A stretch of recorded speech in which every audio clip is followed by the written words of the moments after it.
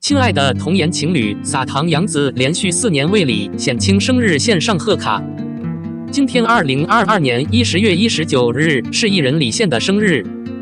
一大早，杨紫转发了一条自己为李现庆祝生日的微博，并配文生日快乐，阿贤。这也是他被拷贝的第4天。老同事生日快乐。从2019年的老同事底名到2022年的阿贤，照片连续4年未变。照片中，杨紫身穿白色上衣，头上翘起，妩媚至极；李现身穿格子西装，显得沉稳迷人。杨紫则留在李现身旁，两人正面交锋，相机笑得像一对情侣。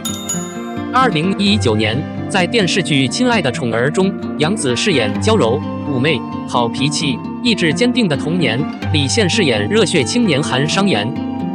该剧讲述的是他们之间的甜蜜冲击。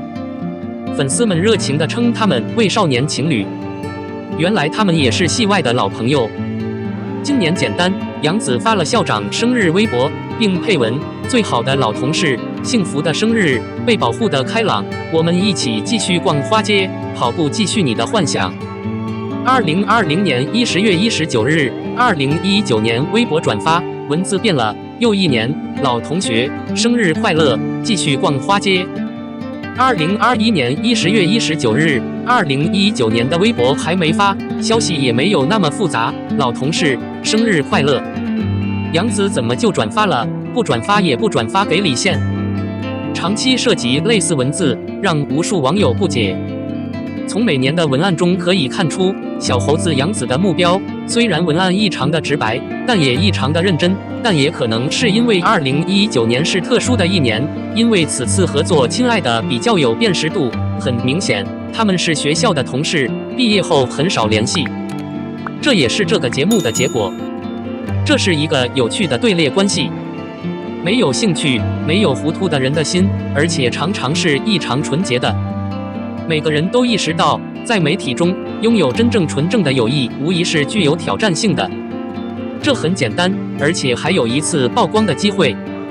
一直以来，李现的生日，无数网友直呼童颜夫妇后正进行，生日祝福互送好甜蜜，我们继续追剧，你继续撒点心。还有不少网友相信他们可以再次合作，继续这段友谊。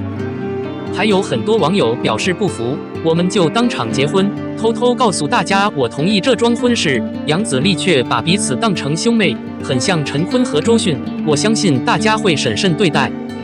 最后，期待他们的作品更好，他们的职业会有所提升，他们的友谊会永远持续下去。02肖战，他给内娱埋了多少个坑？前脚最近说了一句成为下面的 XX， 此时不是没有回应的填空询问，而是圈内个人性格中的标准回应。不管他难不难拥有，在关键时刻，他其实只需要拥有。内娱给肖战起的代号实在是太多了，上头的人，放风筝的人，拉帘子的人，活生生的人。万能参考，通用好用的柜台，万能得心应手的赞助商，瓜饼微波炉肖战存在。在某些情况下，他真的很失望，他会出现在粉丝和吃瓜群众无法想象的地方，引起轰动。无论如何，客观谨慎地看待形势，肖战根据自己的能力获得的密码和设定，都是用来掩饰内心消遣的坑。从本质上讲，这些代码已成为类似时期的众多竞争者和专家无法超越的斜坡。你可能不相信他。以前粉丝讨论高级场合，现在吃瓜群众讨论网络场合。当一个人说被黑了就这么郁闷的时候，就变成了郁闷啊。肖战那个时候能郁闷吗？连前面的享受都成了参考。然而，肖战为内娱悄悄埋下的坑又是什么呢？有些事情可以在不固执的情况下超出统计数据。虽然作者写得晚了，但不得不提的是，肖战出轨的动机确实非同一般。内部娱乐很无聊。这些天伙食治遇到了一些令人兴奋的事情。暑期记忆过后，借助3大重要建筑的作品播出接踵而至。期待家庭剧。虽然很难找到令人惊叹的家庭剧，但仍有许多电视剧以糟糕的时间表播出。这应该点出奇异果的《唐代传》中历史长袍侦探的悬疑题材。是的，狄仁杰的难度确实是 YYDS， 网友们的对话还是蛮过分的。德塔文指数登顶，非常适合零宣传的剧集。第二个是酷酷的两人小森林，虞书欣指望小兰花夺火，迅速捡起来，而被视为夏季黑马的苍兰诀也同样表现出余热。昆仑大 IP 金谷虽然拥有完全稳定的观众群，但无法忍受剧集的快速变化，而且发行后也将遥遥无期。在暑期档后的超量剧中，杨幂、徐凯主演的《爱情28定律》一下子变不变又变态，再次引发网友猜测剧变一下子保持不变，并进行了简短的修改。其中对演员和剧情的猜测并不稀缺。最接近统计数据的猜测是近似于日程安排的酸痛的猜测。毕竟开会了，这时候又是大戏在播，我也不敢炒作，更别提私信了。杨幂主题暖球体质，不管是原粉还是剧迷，其实我都希望能在明星上播出，毕竟最有效果的网播带来的影响绝对是超凡脱俗的。然而2022年有几部影视剧预定撤播，范围只是定期撤、引、停播已是家常便饭。此前李仙家主演的《人生如初》成为上柜、下柜，让人不禁好奇，现代影视剧要走空降这条路吗？然而这些天经过短暂修改的戏剧可以说是空降失败。肖战此时怎么可能会缺呢？作为一个流量不少、对话度数高、话题不少的艺人，他对这些事情也很熟练。